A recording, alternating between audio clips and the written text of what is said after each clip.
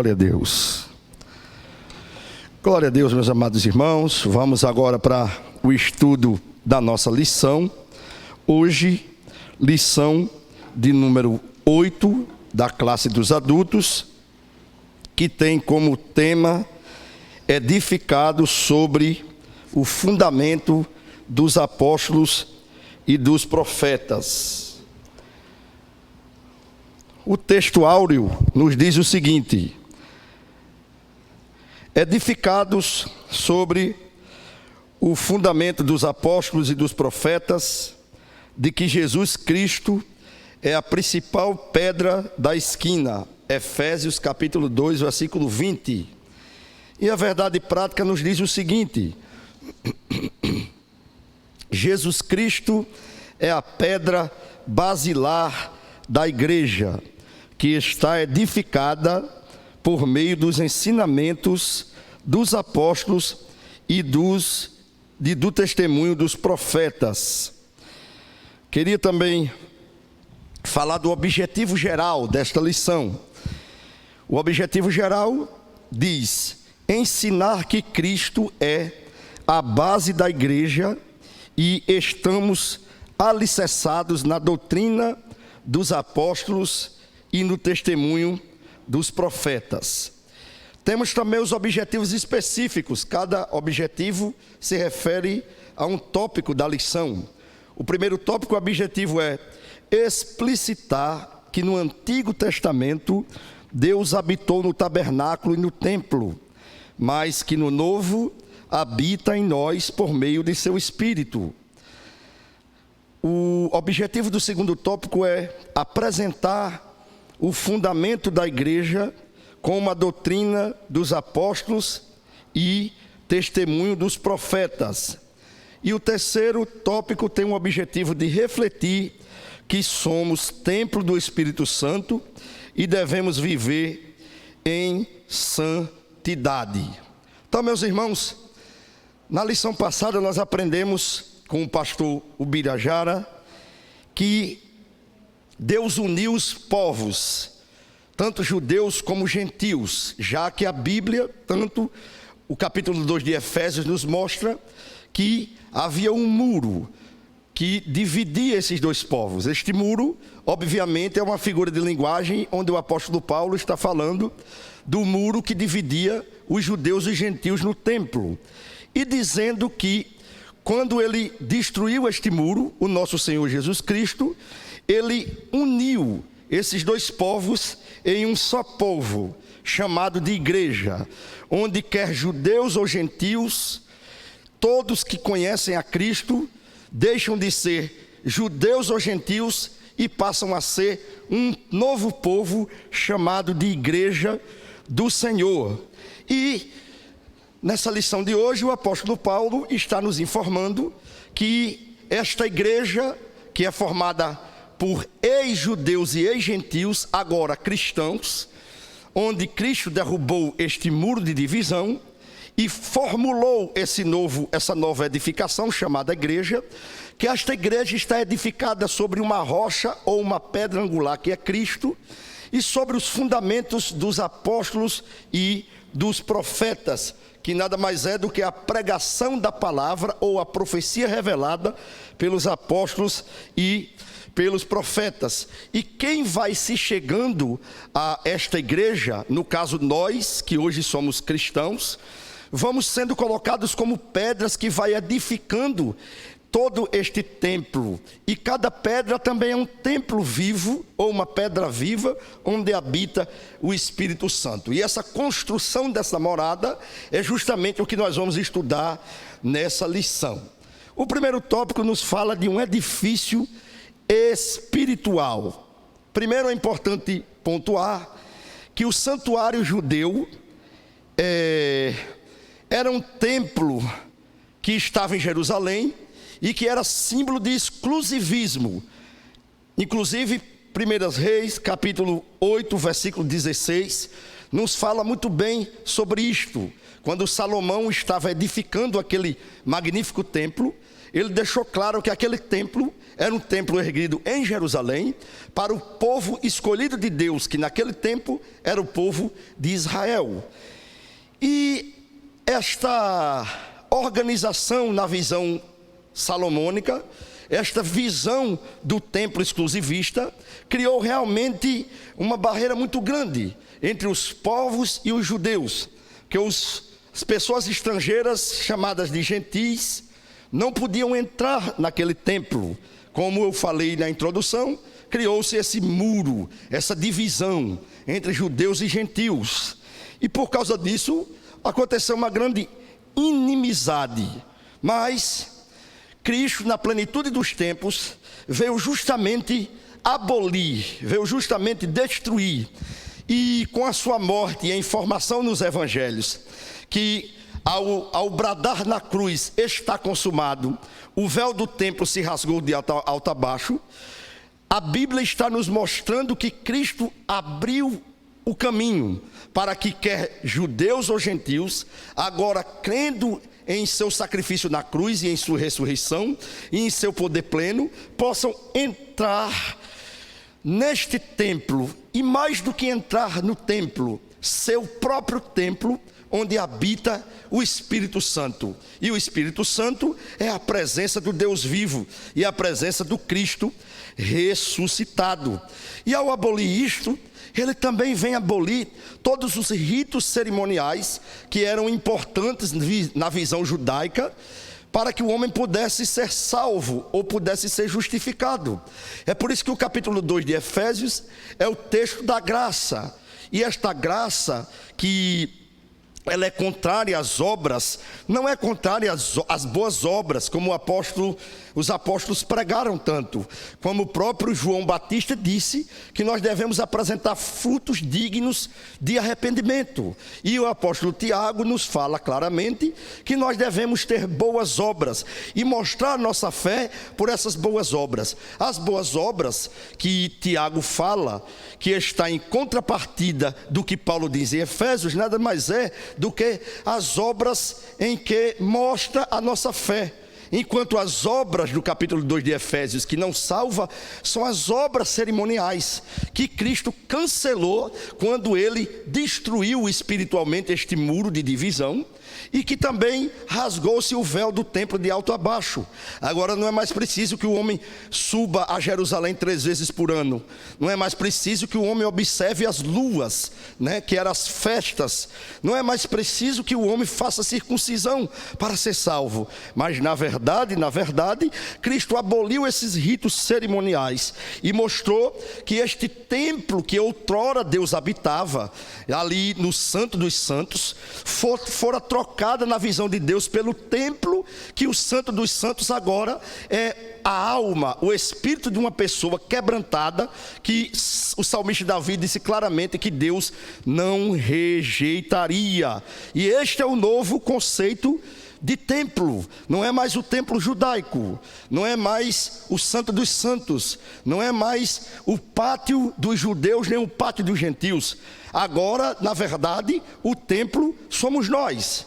O santuário cristão é feito do templo e morada do Espírito Santo, conforme o apóstolo Paulo disse em 1 Coríntios capítulo 3 e 16.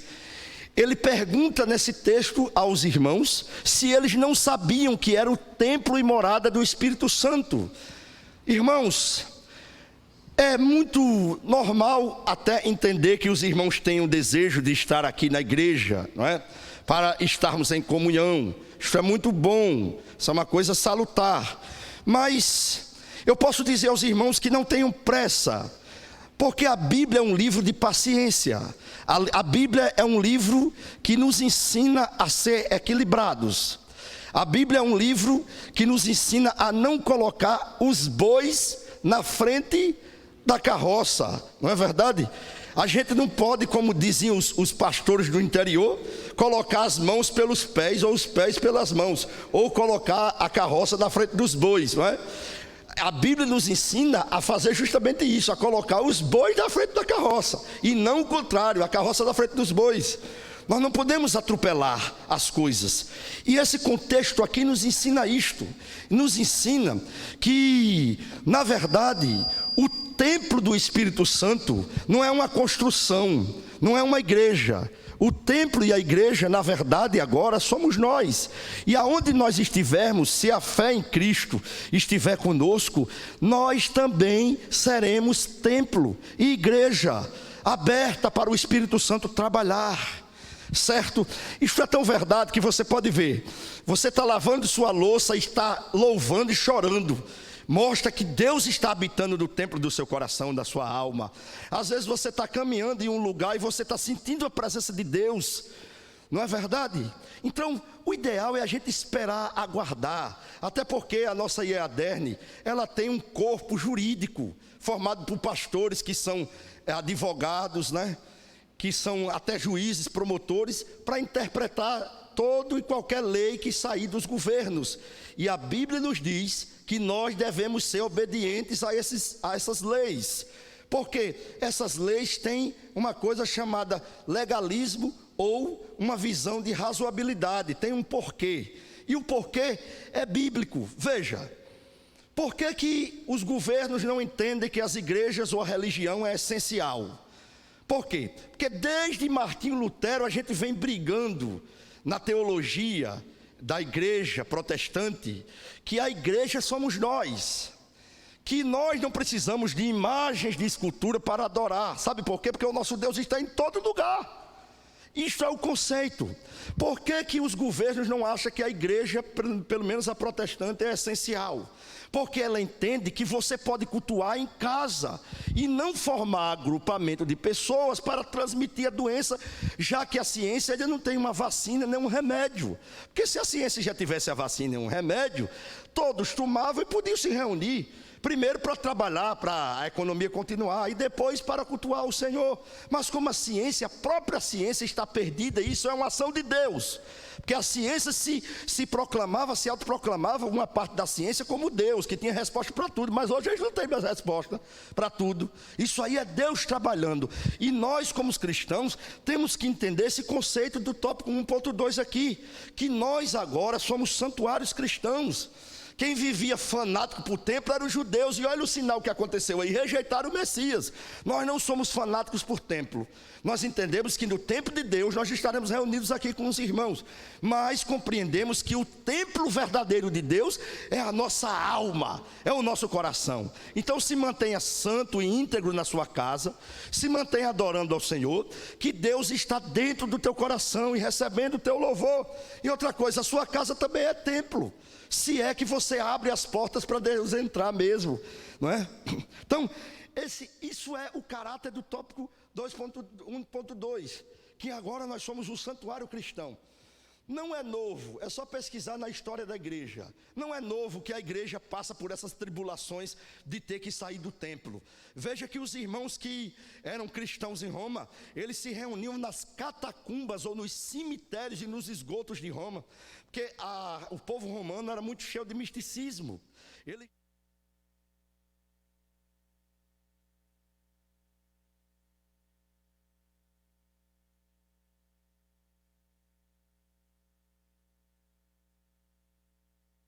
A igreja teve um templo maravilhoso desse, com ar-condicionado, com um estofado, para se reunir, não. Muitos irmãos se reuniam debaixo de mangueira, dentro dos matos escondidos.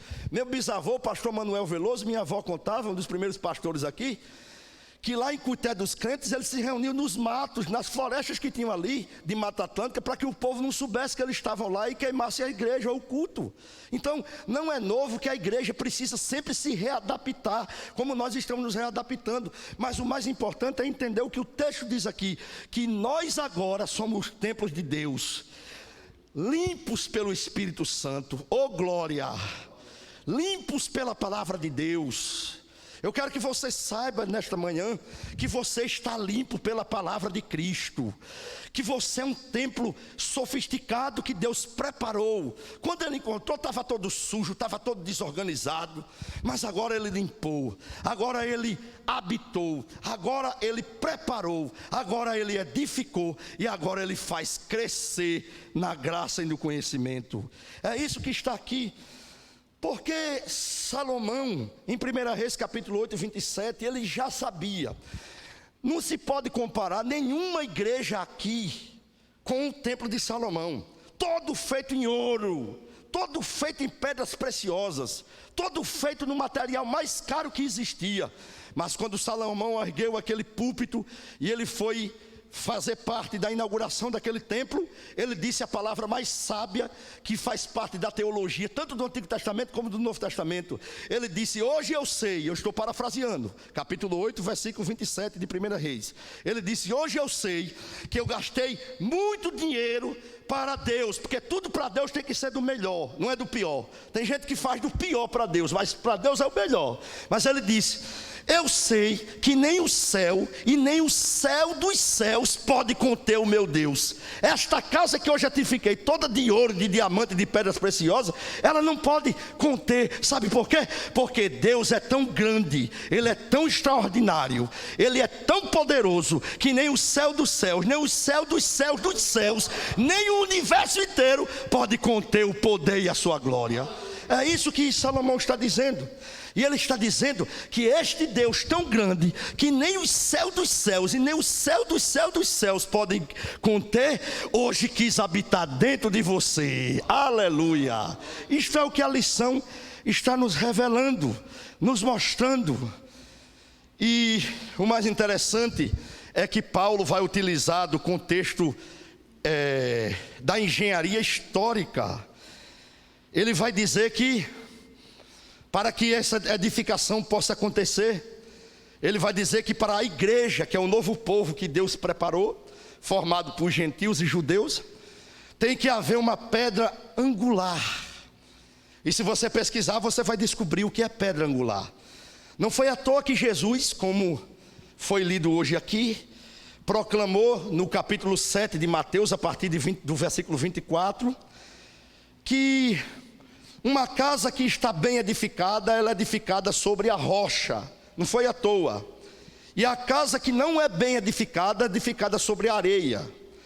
Nós sabemos que grande parte de Jerusalém, ou de Israel, é constituída de desertos. E os desertos são cheios de dunas, de areias. E uma outra parte, que era um relevo de topografia maior, mais alto, eram de rochas, de pedras, de montanhas. Vejam bem, uma coisa interessante. Jesus estava dizendo: bem, nem todo mundo tem condição, tem capacidade de ter um terreno que tenha uma pedra que ele possa construir em cima.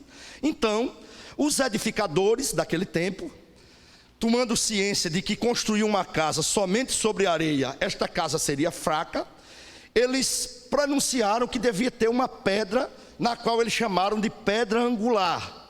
E a lição aqui nos fala que a arqueologia, escavando o templo de Jerusalém, descobriu que daquelas construções do templo, que existem vários muros, e existe também repartições dentro do próprio templo, do templo de Herodes, né? Que o de Salomão já tinha sido destruído, agora era o templo que Herodes vinha há muitos anos construindo, tentando construir. E aí eles descobriram um monólito, que é um monólito. Mono é um e esse lito significa pedra, ou seja, eles descobriram uma pedra de 12 metros. Rapaz, uma pedra de 12 metros é uma coisa absurda, é uma coisa grande. E eles descobriram que antes de eles fazerem qualquer tipo de alicerce, eles cavavam no tamanho da rocha e colocavam aquela rocha. Depois eles passavam uma camada de terra para que as outras pedras fossem sendo colocadas, de forma que as pedras que eram menor ficavam sobre uma rocha que era maior. E essa rocha, além de dar firmeza, também dava, vamos dizer assim, o diâmetro e o espaço da construção, fazendo com que toda a areia que estava embaixo ficasse forte e sólida, e a rocha para cima, as pedras que eram colocadas ficassem muito mais sólidas ainda. E eles descobriram que nenhuma casa que foi edificada sobre essas rochas da pedra angular, que foi criada pela engenharia daquele tempo, caiu. É tão verdade que quando eles escavaram em Jerusalém, eles descobriram ainda, olha, o templo de Jesus, do templo de Jesus, quase 2000 anos, ainda as paredes ao redor toda em pé, porque toda a edificação feita sobre uma rocha nunca cai. Paulo está dizendo, esta pedra angular, esta pedra principal, em termos de espiritualmente falando da igreja, é Jesus.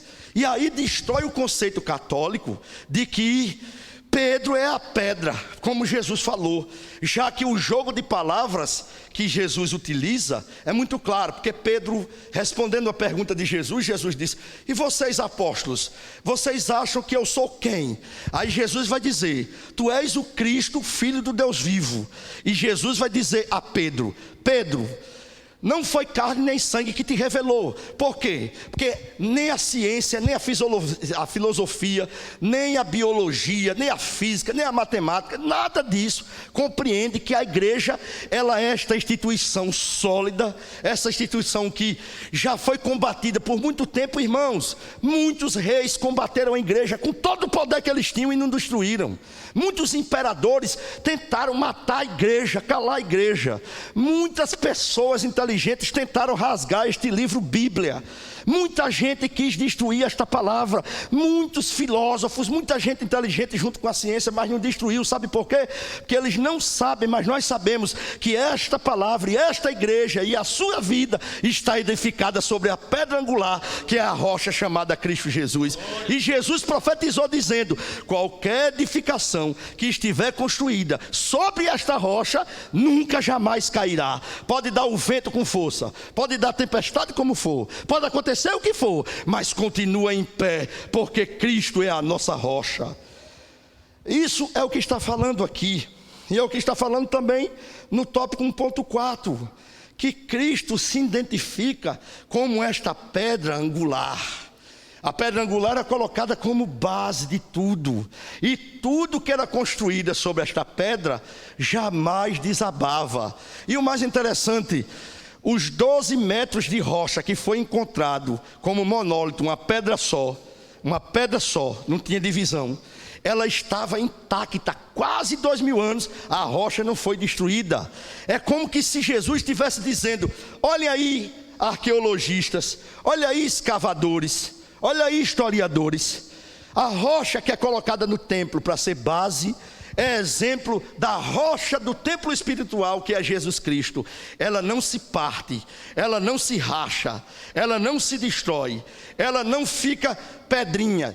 Sabe por quê? Porque ela é forte, ela é poderosa.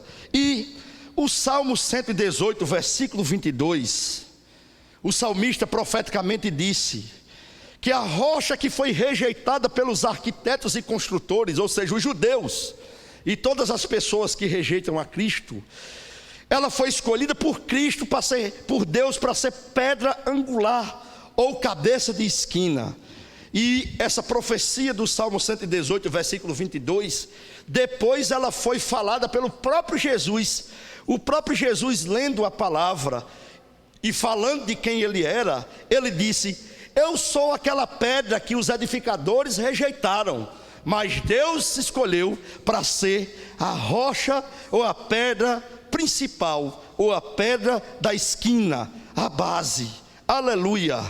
E o próprio Jesus, concluindo o Sermão do Monte, disse que toda casa edificada, ou todo homem prudente, edifica sua casa sobre essa rocha, que é o próprio Jesus Cristo.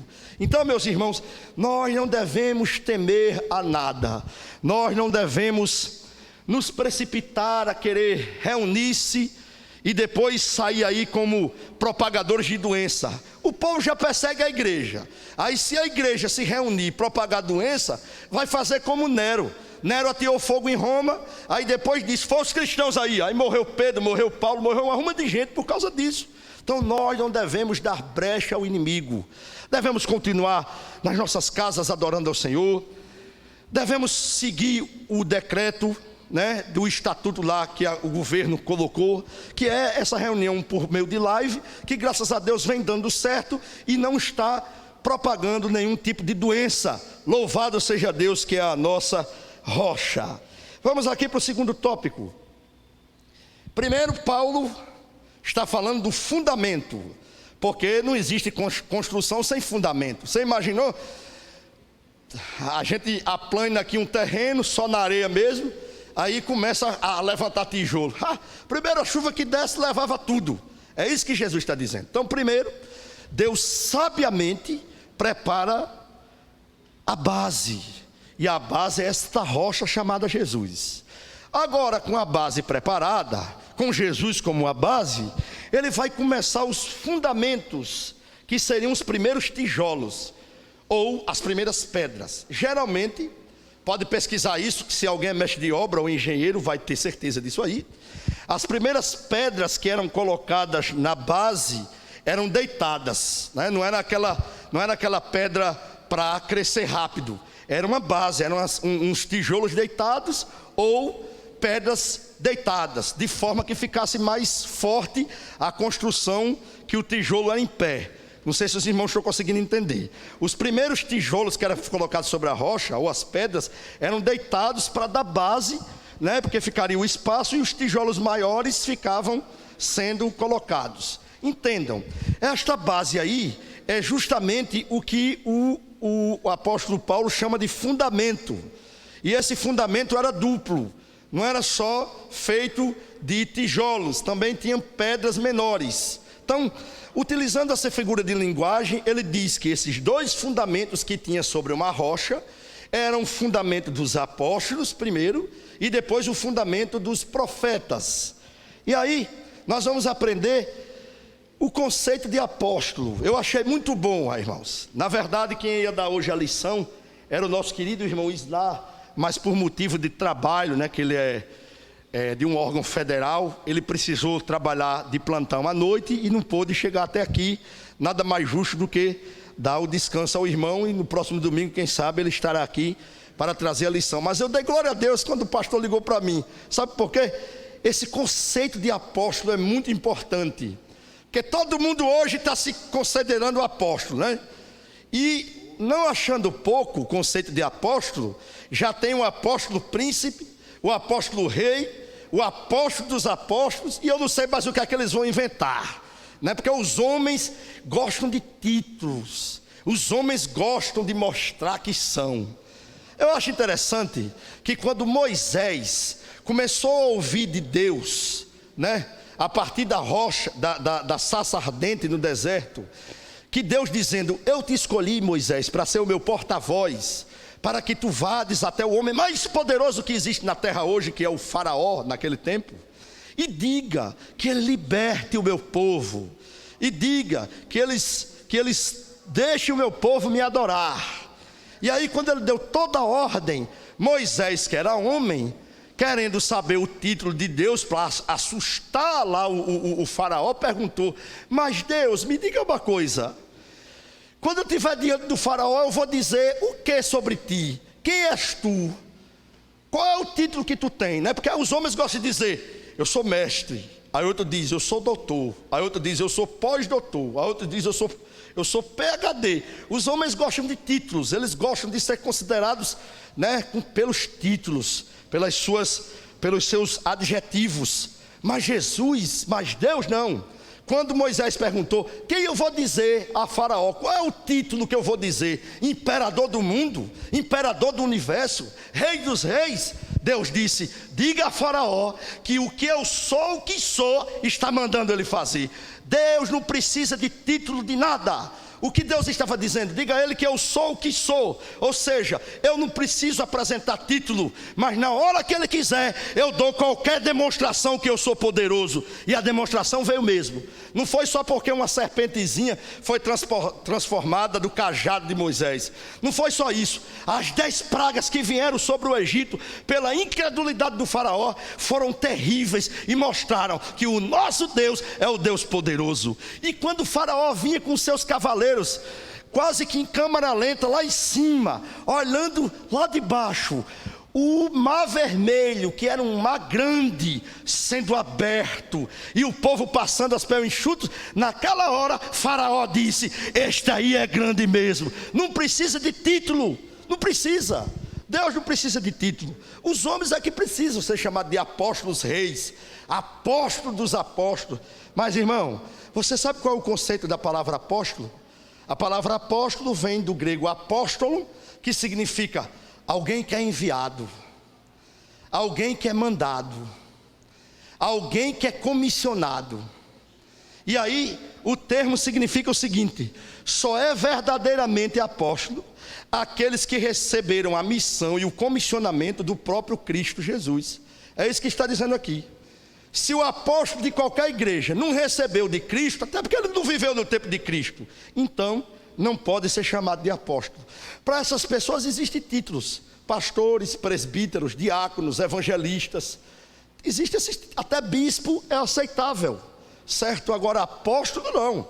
Apóstolo só é considerado os 12, aí sai Judas e entra Matias, que também é considerado apóstolo, porque no texto de Atos dos Apóstolos, o próprio Pedro e Tiago, que eram os cabeças da igreja, disseram: nós só podemos escolher um homem se este esteve conosco desde o começo. Ele conheceu a Jesus, ele viu Jesus morrer, ele viu Jesus ressuscitar, senão ele não pode ser. Aí caiu sobre Matias, ele também é considerado apóstolo. E também aqui na lição, nós sabemos que Paulo também é considerado apóstolo, porque ele recebeu também de Cristo. Quando Cristo estava no seu ministério, historicamente, Paulo estava estudando aos pés de Gamaliel. Ou seja, ele ainda era um adolescente chegando na idade de adulto, talvez entre os 16 a 18 anos. Paulo conheceu Jesus sim, se vocês não sabiam, fiquem sabendo. Paulo conheceu Jesus, mas por que ele tinha tanto ódio de Jesus e da igreja? Porque ele foi ensinado pelos fariseus que Cristo era um Messias falso e que a igreja eram seguidores de heresias. E aí por isso ele teve todo esse problema. Mas quando ele foi visitado pelo próprio Cristo no caminho de Damasco, quando ele viu o resplendor de luz, quando ele viu a glória que deixou ele cego por mais de 3 dias, meus irmãos, naquele momento ele entendeu que esse Cristo era verdadeiramente o Filho de Deus Todo-Poderoso. E naquela hora ele foi comissionado para ser apóstolo, um apóstolo diferente dos outros, porque esse apóstolo foi comissionado para ser apóstolo dos gentios, indo em contramão de todo o conceito dos 12 apóstolos, que eram judeus, e entendiam que o evangelho seria para os judeus, mas Cristo sabiamente prepara o apóstolo Paulo para ser o apóstolo dos gentios. É por isso que nós louvamos a Deus por todo o conceito das 3 epístolas de Paulo, que nos trouxe a doutrina, que nos trouxe o modo de viver, que nos trouxe informações ímpares. Glória a Deus. E aí aprendemos agora que apóstolo não pode mais ser usado para essas pessoas, certo? Não, eles se intitulam apóstolo, mas não são de verdade. A palavra apóstolo é somente aquele que recebeu transmissão de missão através de Cristo. Até Paulo foi apóstolo porque recebeu de Cristo. E profeticamente também conheceu todo o ensinamento. Já visto que nos 3 anos e meio que passou nos desertos da Arábia, Jesus ensinou a ele toda a doutrina, e ensinou mais do que os outros apóstolos, porque toda a doutrina da era cristã o apóstolo Paulo trouxe: arrebatamento, a doutrina da morte de Cristo, a doutrina da ressurreição, a doutrina da igreja, a doutrina da graça, a doutrina do pecado. Toda a doutrina, as 30 e poucas doutrinas principais, o apóstolo Paulo explicou nas suas epístolas. E aí, meus irmãos, um fundamento dos apóstolos é a doutrina. Obviamente que quando o capítulo 2, versículo 42 de Atos dos Apóstolos nos diz que eles se baseavam e perseveravam na doutrina dos apóstolos, a palavra doutrina dos apóstolos está ligando a doutrina com os apóstolos, porque realmente é difícil desligar essa questão do cargo com a pessoa que ensinou, certo? É muito complicado. Quando fala doutrina dos apóstolos, alguém entende que os apóstolos inventaram a doutrina, mas na verdade eles só pregaram aquilo que é a rocha, que é Cristo. Então, o que é a doutrina dos apóstolos? Em suma, é a palavra que eles pregavam. Então, a glória aí não é dos apóstolos, não é porque eles doutrinaram que eles receberam glória. Doutrina dos apóstolos significa que eles seguiram rigidamente tudo aquilo que Cristo ensinou. Então, o que é a doutrina dos apóstolos? A doutrina dos apóstolos é justamente a pregação que eles tinham, que colocava Cristo como a rocha, colocava o Espírito Santo como aquele que habita no templo e morada que somos nós. A doutrina dos apóstolos fala basicamente de que Cristo morreu mesmo na cruz do Calvário, contrário ao que os gnosticistas diziam, que só a parte material de Cristo morreu e o seu espírito permaneceu intacto, de forma que ele não morreu de verdade. Não, a doutrina dos apóstolos diziam: Cristo sofreu mesmo na cruz, Cristo morreu mesmo. A doutrina dos apóstolos consideravam que Cristo ressuscitou ao terceiro dia. E essa ressurreição não foi mentirosa como os gnosticistas diziam. Uma ressurreição em que ele guardou um corpo para que depois ele pudesse receber este corpo. Em suma, o que os gnosticistas diziam? Que Cristo somente desmaiou na cruz, né? Ele inventou uma forma de desmaiar para não sofrer. E aí depois guardaram ele no lugar e ele tornou. Estava desmaiado e tornou, mas não é uma verdade. A doutrina dos apóstolos, ela configura e prega que Cristo morreu na cruz, e a maior certeza que ele morreu na cruz é que ele, como diz Isaías capítulo de número 53, ele carregou os nossos pecados, carregou as nossas dores, foi homem de dores, e por ele perdoar os nossos pecados é que estamos aqui hoje, e por ele sarar as nossas iniquidades e as nossas enfermidades é que nós podemos ser curados. Eu acho que todo irmão tem um testemunho de cura, quer seja uma dor de cabeça, quer seja uma febre, uma gripe, ou muitos um câncer que o médico disse que não tinha mais jeito. Outros testemunham o que Cristo fez, e isso mostra que Jesus ressuscitou de verdade, como ele morreu de verdade. E quando ele morreu de verdade, a Bíblia diz que ele desceu até aquele lugar onde havia pessoas mortas, que o próprio Jesus ensinou na sua doutrina que havia uma divisão entre os salvos e os não salvos, e a pregação que o apóstolo Pedro disse que ele fez foi justamente levar cativo o cativeiro, onde ele passando levou os homens salvos do Antigo Testamento e inaugurando ao lado do céu o chamado seio de Abraão, ou paraíso.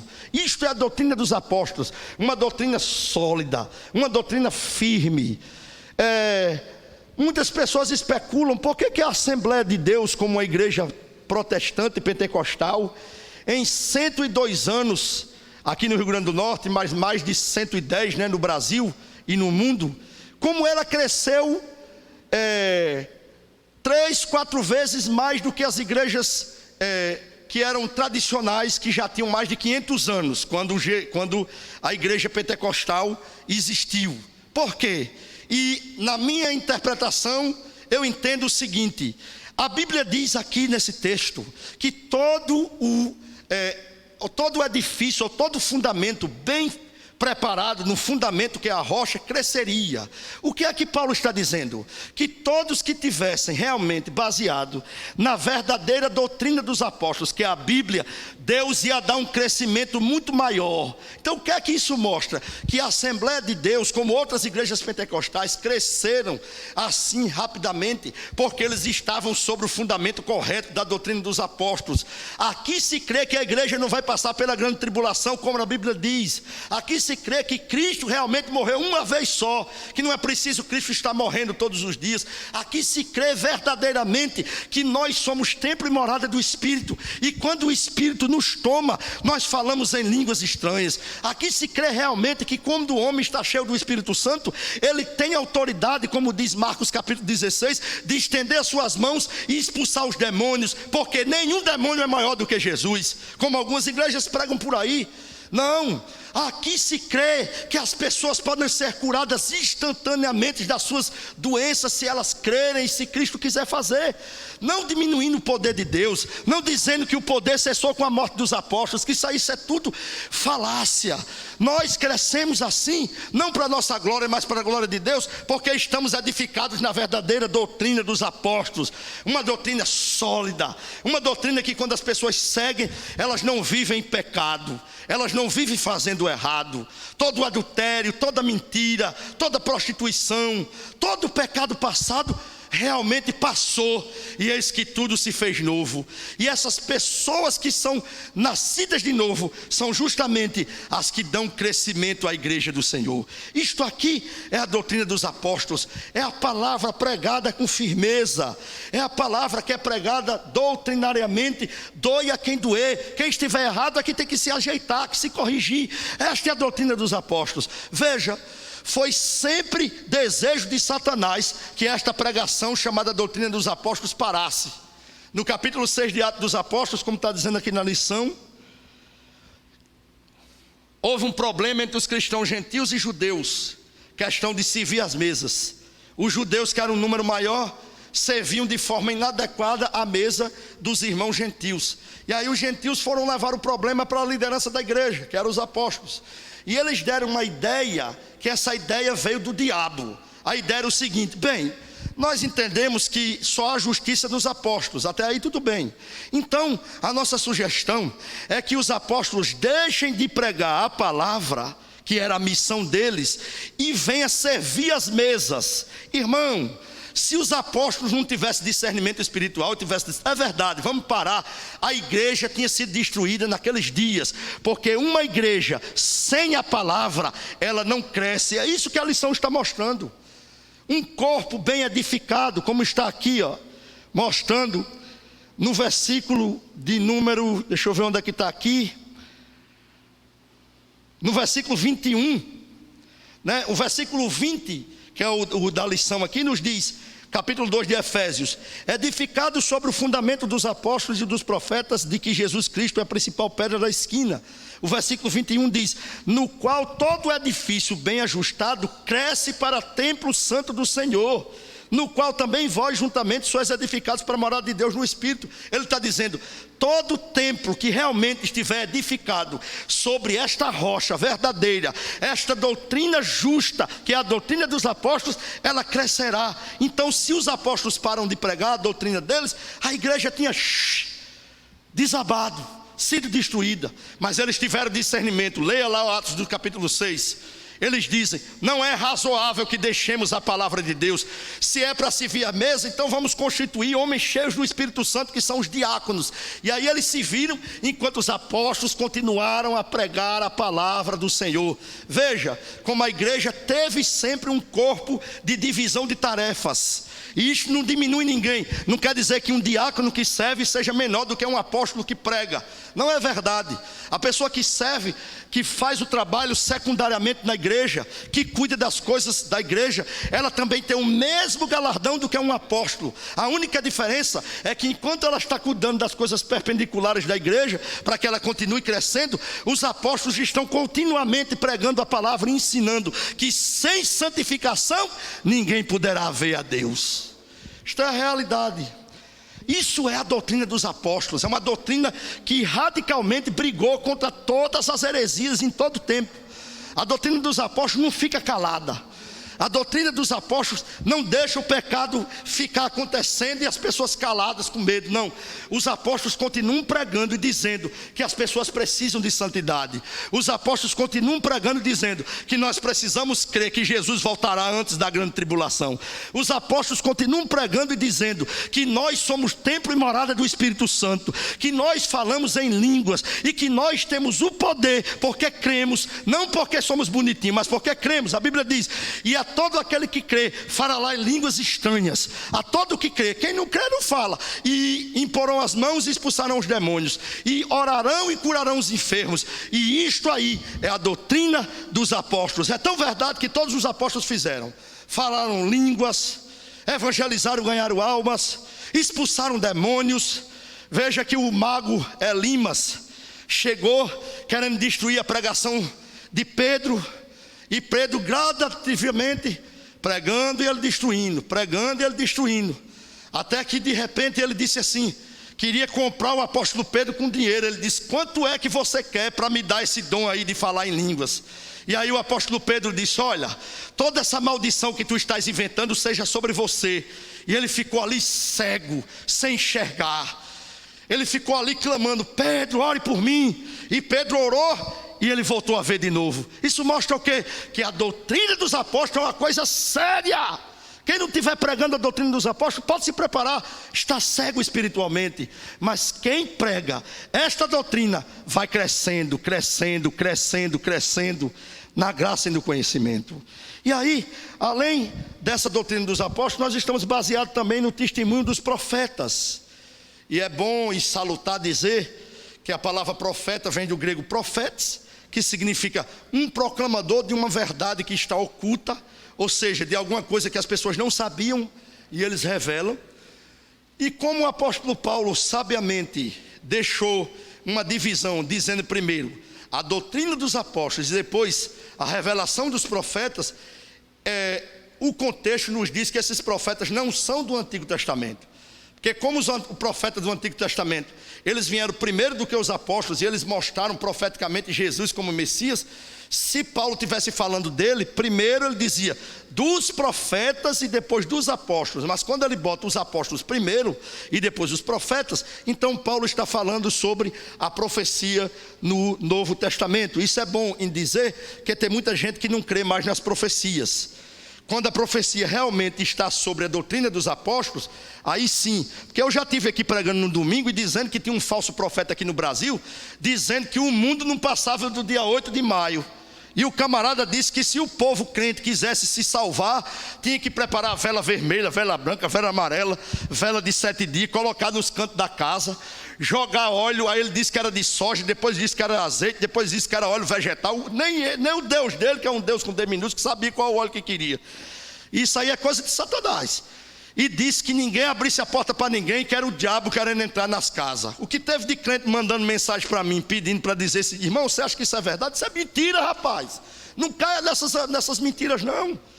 Eu preguei domingo aqui, um domingo desse, disse, e eu desafiei: vocês vão ver se a gente não vai passar do dia 8 de maio. Já são 24 de maio e não teve demônio nenhum, nem vela preta, nem branca, nem amarela. Então, irmãos, os verdadeiros profetas, eles não ficam trazendo, vamos dizer assim, alvoroço no meio do povo de Deus, não. Um verdadeiro profeta traz paz, esperança, confiança, certeza de que nós como igreja já somos mais do que vencedores. Não precisamos estar com medo de nada. Isso aí é a visão dos profetas. E os profetas do Novo Testamento falaram cheios do Espírito Santo. E para nós concluirmos a nossa lição hoje, o terceiro tópico, que fala sobre edificados para a morada. Agora veja, acompanhe comigo o raciocínio. No primeiro tópico, Paulo apresenta a rejeição do templo judeu, e isto é tão verdade que hoje não existe, só existe uma parede chamada Muro das Lamentações, e o templo, onde era o Monte Moriá, está sendo utilizado pelos islâmicos ou os muçulmanos, ou seja, Deus rejeitou mesmo. E aí, rejeitando Deus esse templo, ele prepara um novo templo chamado igreja, que na verdade somos nós.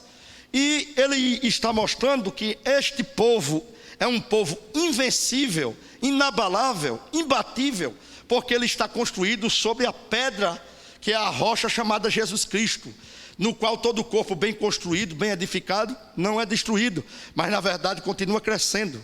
E agora, colocando o fundamento, que é a pedra, ele mostra qual é a base de crescimento. E aí ele diz que vamos dizer, as paredes iniciais, que os tijolos seriam deitados para dar mais força à construção. Aqueles dois fundamentos seriam primeiro a doutrina dos apóstolos, que eram a pregação da palavra, a doutrina verdadeira. Não é essa pregaçãozinha que nós estamos vendo aí não, de receba a tua vitória, comprar feijão de R$1.000, essas coisas não. É uma pregação sólida que requer santificação e o nosso corpo como sacrifício vivo. E as profecias verdadeiras que trazem esperança ao coração do homem. Quando os profetas começaram a anunciar que o Salvador era vindo ao mundo, quando os profetas, começando pelos anjos, naqueles cantando lá em Belém, disseram que hoje veio uma nova de paz e de alegria, que é vindo o Salvador no mundo. Todos esses profetas vieram trazer paz ao coração das pessoas. Profeta que fica trazendo confusão, conturbação, mentindo, enganando as pessoas, não caiam nessa não, irmãos. Nós temos uma firme esperança que ninguém pode destruir, que é o arrebatamento da igreja e a vinda do nosso Senhor e Salvador Jesus Cristo. Isso sim é profecia da Bíblia. Vamos se basear na Bíblia, ao invés de estar em áudiozinho de WhatsApp. Olha, vai vir um pinguim voando, trazendo maldição sobre o povo. Pelo amor de Deus, ao invés de você estar em WhatsApp, perdendo tempo com essas profecias falsas, que não tem nada de fundamento de profeta, vamos ler a Bíblia. Eu quero ver um crente que lê a Bíblia, para ver ele não terminar com esperança, com ânimo, terminar dizendo, eu vou ser curado, terminar dizendo, nós vamos ser salvos, terminar dizendo, toda essa tempestade que está sobre o mundo vai passar, Terminar dizendo: um dia nós vamos nos reunir de novo e louvar e cantar o hino da vitória. Terminar dizendo: nós vamos passar por tudo isso e sair muito mais forte. Sabe por quê? Porque estamos edificados sobre a rocha que nada pode abalar. E aí ele termina dizendo: todos que são colocados como tijolos ou pedras são edifício bem ajustado para a morada de Deus. Agora ele está falando de quem? Está falando de nós, que agora somos a continuidade da igreja. Somos uma pedrinha que está sendo colocada. E eu quero te dizer que você, através da sua pregação, do seu testemunho, pode colocar outras pedrinhas. Como Tiago disse: aquele que salva uma alma, sábio é. E eu vou te dizer, este é o momento vital em que os teus amigos, em que as pessoas que estão ao redor estão precisando de uma palavra, estão precisando de um futuro, estão precisando de vida eterna, estão precisando de alguma coisa que possam trazer esperança para eles. E se você é um edifício bem ajustado, bem equilibrado, olha, qual é a diferença entre o cristão e uma pessoa do mundo? Na minha opinião, é o equilíbrio. Enquanto o homem do mundo é desequilibrado, gastador, sem esperança, vive na bebida e na droga, porque não tem outro meio de se iludir, o crente não. O crente é equilibrado. Ele tem o equilíbrio em si. Não precisa beber, não precisa se drogar, não precisa estar com medo de nada, porque ele tem equilíbrio na sua vida. E uma pessoa equilibrada, ela consegue, pelo nome de Jesus, equilibrar a vida de outras pessoas, através da palavra, através do evangelho. Sabe por quê? Porque nós somos templo santo do Senhor. A palavra templo é o vocábulo grego naon, que fala do santo lugar, o santíssimo lugar. Ele está dizendo que a partir de agora, quando o Espírito Santo habitou dentro de nós, nós como somos santos dos santos lá no templo judeu, onde a presença de Deus está continuamente, e aonde o sacerdote se encontrava com Deus para confessar os seus pecados, para conversar sobre as coisas. Irmãos, você pode estar na pior situação espiritual que for, você pode estar numa situação decadente espiritual, mas o Espírito Santo de Deus nesta manhã te diz que aonde você se ajoelhar, fechar a porta do seu quarto e abrir o seu coração para Deus, ali é o santo lugar. Ali estará Deus para ouvir, ali estará Deus para entender. E a Bíblia diz: do que fala aos homens, cada um se queixa dos seus próprios pecados. Nós podemos entrar na porta do quarto e dizer: ó Deus, eu sou fraco, ó Deus, eu não sei como resolver esta situação, eu não tenho saída para isto, ó Deus, eu já tentei de todas as maneiras, mas eu não vejo solução. Deus vai começar a revelar a você a saída desse problema. Deus vai começar a revelar a você como resolver isto. Deus vai começar a revelar a você como é que vai ser refeito todas as coisas, como tudo vai voltar ao normal, como tudo vai voltar ao lugar. Sabe por quê? Porque agora a tua alma quebrantada é verdadeiramente o Santo dos Santos. E como o apóstolo Paulo usa para concluir aqui, ele diz que nós somos agora a morada do Altíssimo, aleluia, o lugar santo, glória a Deus. Eu queria convidar Alexandre para ele louvar. Nesse louvor nós vamos até inclusive recolher os dízimos e as ofertas para a obra do Senhor, glória a Deus. E eu quero te dizer, meu irmão, que você hoje é a morada do Altíssimo. Não é aqui nesse templo que Ele vive. Ele está aqui porque nós estamos aqui, mas quando nós fecharmos a porta, Ele vai com a gente. Não, mas é a tua alma e o teu coração que agora, quebrantados, vão ser recebidos com Deus como uma oferta pacífica, de cheiro suave. Adore a Deus agora. Você pode adorar até também trazendo sua oferta. O irmão Lucas vai botar aí no rodapé do vídeo, não sei se eu estou apontando corretamente aqui, no rodapé aqui do vídeo, a conta, a agência, CNPJ. Se você sentir desejo de que esse trabalho continue sendo feito, que a Rádio Nordeste continue funcionando como está funcionando, que os irmãos possam também ser abençoados, inclusive com as feiras, com os sopões, com as coisas que a igreja está fazendo. Então, se você sente no seu coração que é morada do Altíssimo, você pode colaborar. Se você não tem, adore ao Senhor, louve ao Senhor agora e entenda: você é morada do Altíssimo. Bem-aventurado aquele que teme ao Senhor, que confia perpetuamente em seu poder, que medita de dia e de noite, noite e dia sem fim. Sua casa edificada sobre a rocha, não existe vendaval para destruir. E a família que habita dentro dela, no Senhor espera. Espera no Senhor sem desistir, na certeza que Ele não falha. Tudo Ele já preparou.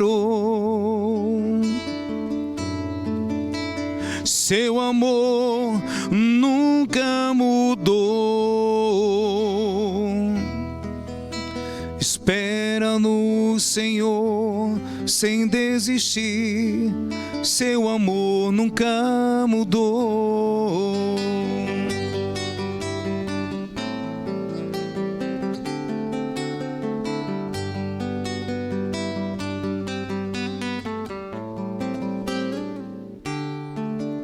Sua casa edificada sobre a rocha, não existe vendaval para destruir. E a família que habita dentro dela, no Senhor espera. Espera no Senhor sem desistir, na certeza que Ele não falha. Tudo Ele já preparou. Seu amor nunca mudou. Espera no Senhor sem desistir. Seu amor nunca mudou. Seu amor nunca mudou.